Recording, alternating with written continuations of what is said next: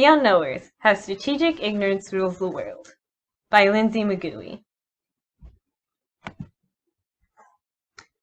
The main topics of this screencast will be strategic ignorance, benefit of strategic ignorance, strong, smarts, and greats, Carnegie and Rockefeller, and the Grenfell Tower fire. Strategic ignorance defined. Strategic ignorance is central to the thesis of this work.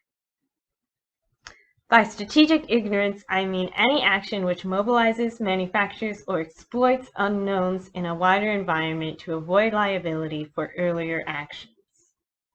That is to say, sometimes ignorance is as valuable as information. Strategic ignorance is the use of ambiguity and doubt to be able to claim ignorance in a way that minimizes accountability. It is often done by people in positions of power in order to enforce the status quo and avoid criticism. Corporations use it to bend or break laws with minimal consequences. Politicians use it to gain political and economic control.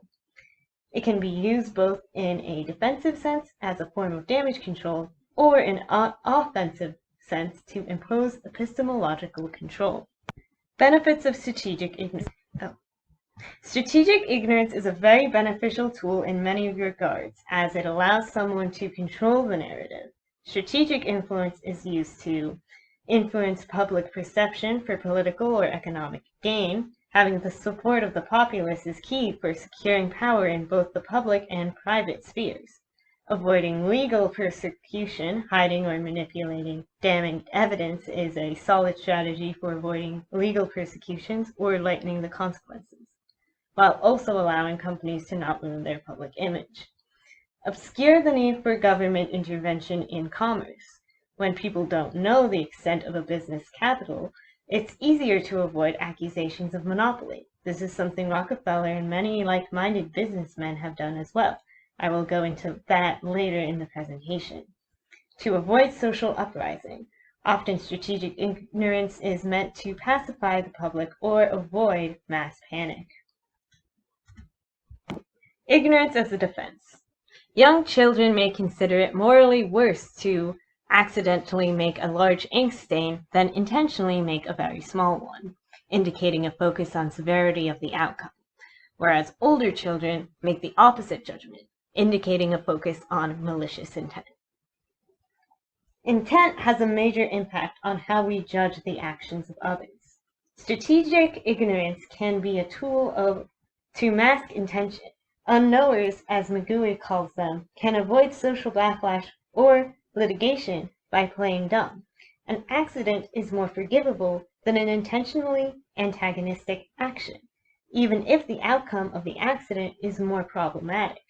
Therefore, the alibi of ignorance is able to take advantage of the benefit of the doubt. The kind of static ignorance is seen during the Grenfell Tower incident, which I will cover later on. Ignorance as an offense. As the saying goes, the best defense is a good offense.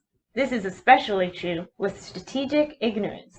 Putting out false or simply manipulated information allows a control over the narrative right out of the gate.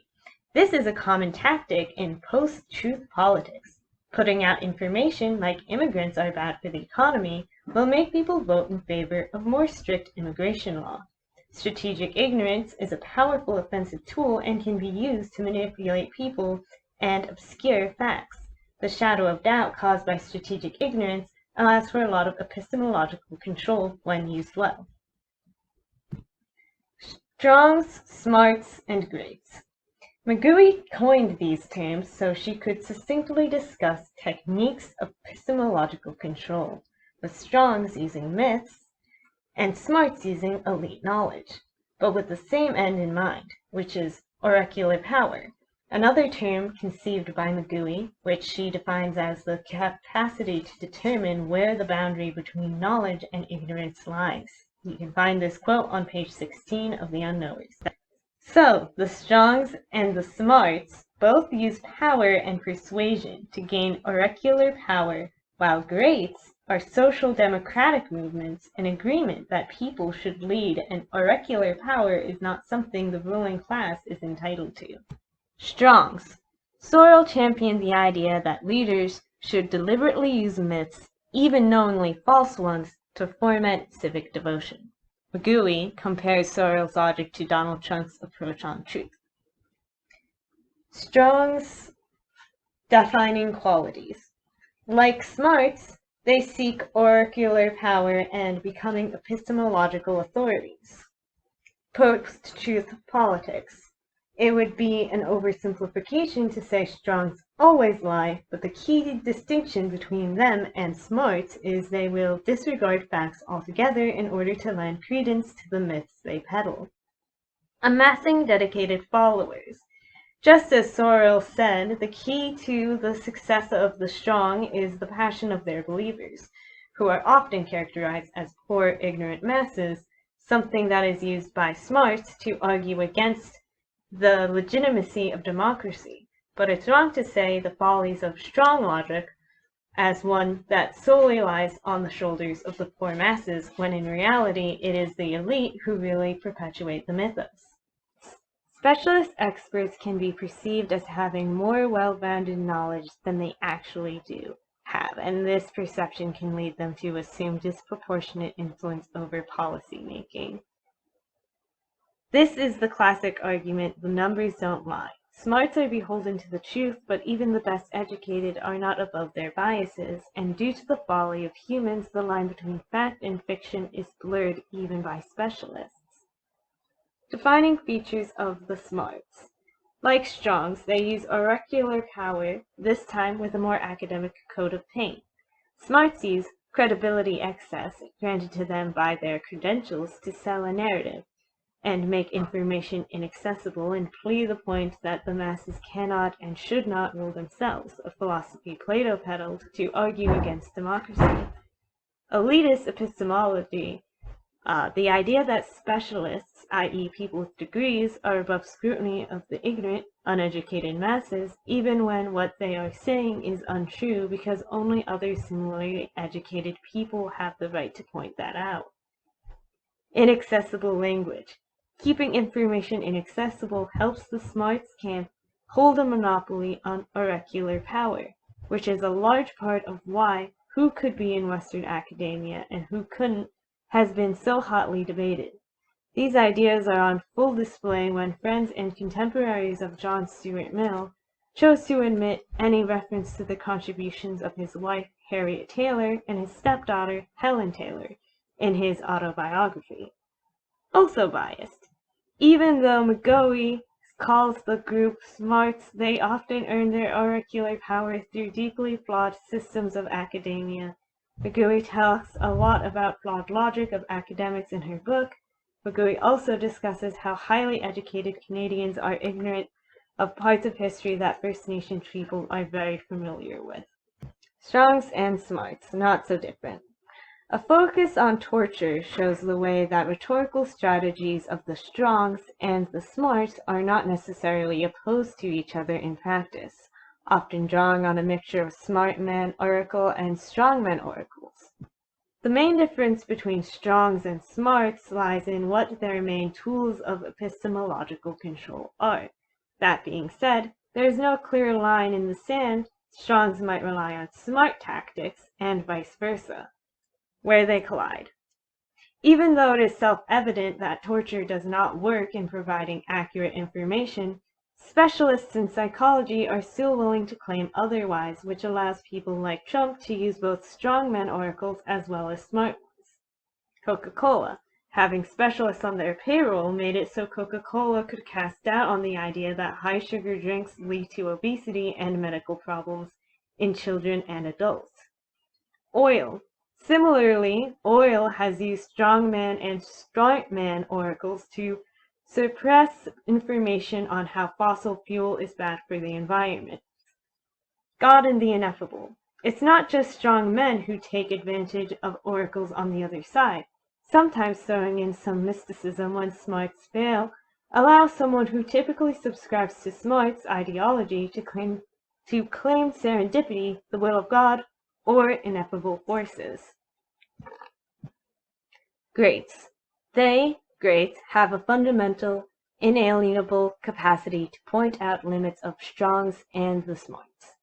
The capacity is inalienable because elite ignorance is inalienable. There's always something the smarts and the strongs don't know. Greats are kind of the oddity of the three. While smarts and strongs are two sides of the same coin, greats, I'd argue, are harder to define and not gone into with the same level of depth. Both strongs and smarts are trying to gain oracular power and use elite ignorance alibis.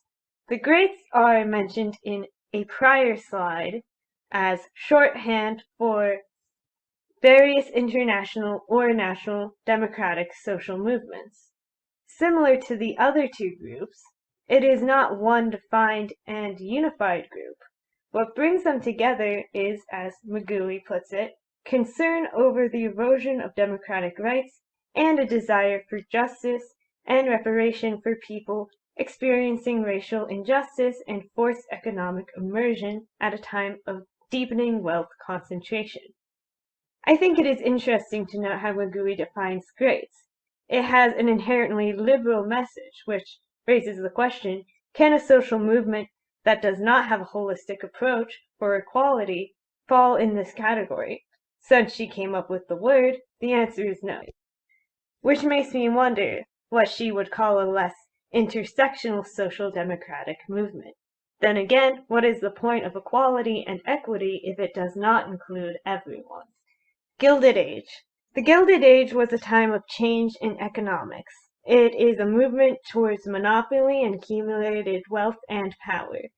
The name references the idea that something gilded in gold may appear more valuable than it is. Similarly, the Gilded Age appears to be more economically stable and prosperous on the outside than it actually was. Here are two key players, Carnegie and Rockefeller, both robber barons and important businessmen of their time. Carnegie. Key points. Steel industry. Carnegie was in the business of steel refinement and benefited massively from high tariffs on steel. Carnegie's ideals are focused on self-made economic success, and he was considered a philanthropist. He was a proponent of laissez-faire business. Strategic ignorance and union suppression. Carnegie was able to present himself as a friend of laborers and denounced Tom Scott's comment on 1877 railroad strikes that union protesters should be given a rifle diet for a few days and see how they like that kind of bread, while quietly oppressing union efforts, like in the 1888 Edgar Thompson strike, and replace workers who were on strike despite saying he wouldn't. But he had the ignorance alibi of being abroad and unaware of these actions. Stocks. He also played ignorant on his involvement in stocks, publicly discrediting them while gaining a great deal of capital by partaking in stock trade. Rockefeller. Rockefeller was best known for his monopoly on oil and his involvement in railroads. He had many of the same ideals as Carnegie. Strategic ignorance and monopoly.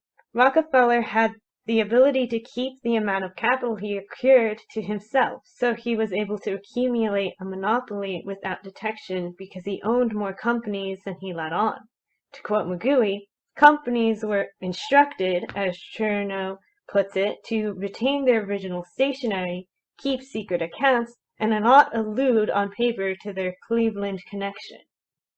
Master of strategic ignorance.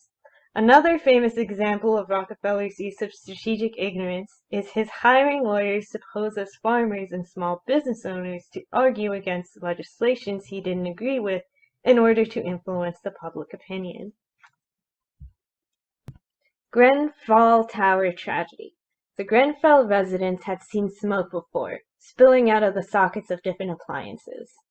Residents had raised concern over fire risks as far back as 2004. The residents of Grenfell Tower saw the disaster that took place in 2017 coming. It was self-evident that the building's electricity was configured in an unsafe fashion, and yet nothing was done about it. This is because the residents were easy to ignore. They had no credentials. People put more faith in the word of experts than the residents, even though they saw the warning signs.